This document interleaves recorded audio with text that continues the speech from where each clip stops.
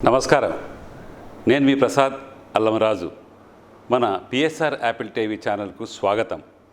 ఈరోజు వార్తల ముఖ్యాంశాలు మీకోసం. షర్మిలను తిట్టించారు అన్న జగన్ వ్యాఖ్యలపై స్పందించారు హీరో బాలకృష్ణ.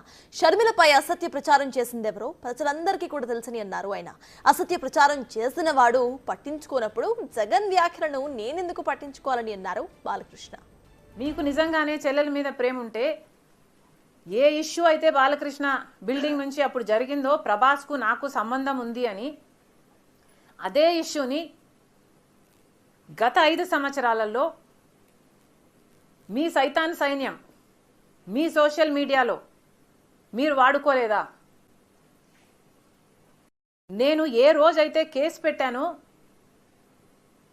ఇలా జరిగింది, నా మీద తప్పుడు ప్రచారం జరుగుతుంది అని ఏ రోజైతే కేసు పెట్టానో ఆ రోజే నేను ప్రభాస్ అన్న వ్యక్తిని ఇంతవరకు చూడలేదు అని చెప్పాను. ఈ రోజుటికి కూడా నాకు ప్రభాస్ అంటే ఎవడో తెలియదు. ఈ రోజుటికి కూడా చెప్తున్నా, ఆ రోజు ప్రమాణం చేశాను నా బిడ్డల మీద నాకు సంబంధం లేదు ఆయనతో అని.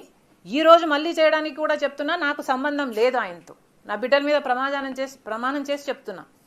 నాకు మా కుటుంబంలో విభేదాలు ఉండొచ్చు, కానీ నువ్వు పెట్టే పోస్టులు కానీ నువ్వు చేసే క్రూరమైన రాజకీయాలు కానీ ఎవడు చేయడు, ఒక్క నీలాంటి దుర్మార్గుడు అయితే తప్ప.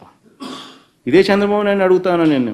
చంద్రబాబు నాయుడు గారు ప్రతిపక్షంలో ఉన్నప్పుడు, నేను ముఖ్యమంత్రిగా ఉన్నప్పుడు, ఇదే చంద్రబాబు నాయుడు గారు తన ఆఫీస్లో, టీడీపీ ఆఫీస్లో తన అఫీషియల్ స్పోక్స్మెన్తో ముఖ్యమంత్రిగా ఉన్న నన్ను ఏమని తిట్టించాడు? బోసిడీకి అని తిట్టించాడు.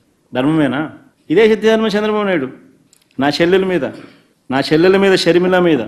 ఇదే Chandrababu Naidu Hyderabad Jubilee Hills road number 36లో ఈయన బావమరిది బాలకృష్ణ, లోకేష్ మామ, ఈయన సొంత టవర్ ఎన్బీకే బిల్డింగ్స్ నుంచి వెబ్సైట్లలో తప్పుడు రాతలు రాయించి ప్రచారం గతంలో చేయలేదా? ఎందుకంటే మరి వాళ్ళేగా వాళ్ళ మనుషులు కూడా పెట్టారుగా పోటీలో పెట్టి వాళ్ళు తిన్నారే. ఇవి ఒక్కడొచ్చిన వస్తారు పాపం. ఓకే, వాళ్ళ స్వార్థంలో వస్తారు లోపలికి. అయినా ఎంత వృధా ప్రయాసం. ఇవాడు కూడా రాకుండా ఉంటే బాగుంటుంది.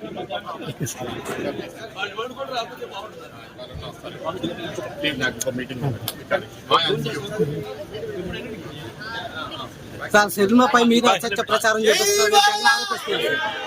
షర్మిలపై మీద అసత్య ప్రచారం ఆరోపిస్తున్నాడు సార్ జగన్. అంటే వాళ్ళు పట్టించుకోనప్పుడు నేను ఎందుకు పట్టించుకోలే?